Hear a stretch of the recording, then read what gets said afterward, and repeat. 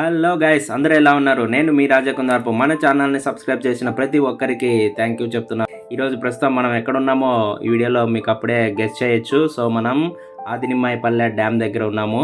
So view అయితే చాలా బాగుంది. సో వాటర్ కూడా చాలా ఫ్లో ఎక్కువగా ఉంది. సో అయితే ఈ ఆదినిమ్మాయిపల్లె డ్యామ్ గురించి మనం కొన్ని విశేషాలు అయితే తెలుసుకుందాం.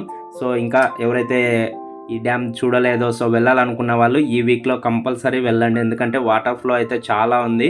సో ఈ డ్యామ్ గురించి మనం ఒకసారి తెలుసుకున్నట్లయితే ఆదినిమ్మాయిపల్లె ఆనకట్ట లేదా ఆదినిమ్మాయిపల్లె డ్యామ్ ఆధునిక రాయలసీమలో మొట్టమొదటి నీటి ప్రాజెక్టులో కేసీ కెనాల్ ఒకటి.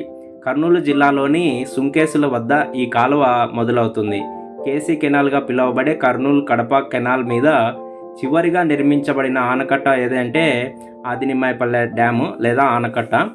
సో ఇది 1870 సంవత్సరంలో కొట్లూరు కొమ్మలూరు గ్రామాల సమీపంలో పెన్నా నది మీద ఈ యొక్క ఆదినిమ్మాయిపల్లె ఆనకట్టను కట్టబడింది.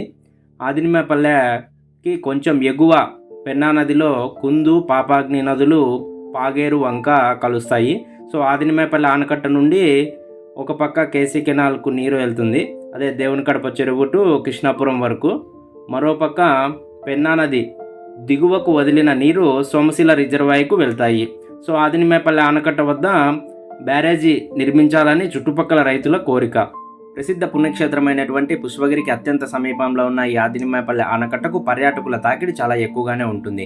ప్రజా రవాణా పెద్దగా లేని ఈ ప్రాంతాలకు కాజీపేట, వల్లూరు, కమలాపురం, చెన్నూరు మొదలగు ప్రాంతాల నుంచి ప్రజలు సొంత వాహనాల్లో వచ్చి సందర్శించి వెళ్తుంటారు. ఆదినిమ్మాయిపల్లె సందర్శించేవారు తప్పకుండా అత్యంత సమీపంలో ఉన్నటువంటి పుష్పగిరి క్షేత్రం అంటే దక్షిణ కాశీగా పిలువబడుతున్న పుష్పగిరి క్షేత్రాన్ని కూడా సందర్శించవచ్చు. సో వీడియో మొత్తం చివరి వరకు చూడండి. లొకేషన్ మొత్తం చూపించాను నేను. చాలా అంటే చాలా బాగుంది. సో మీకు నచ్చితే మీ ఫ్రెండ్స్కి, ఫ్యామిలీ మెంబర్స్కి షేర్ చేయండి. మన కడప ఫ్రెండ్స్ ఎవరైతే ఉంటారో వాళ్ళందరికీ ఈ వీడియోను షేర్ చేయండి. Thank you all.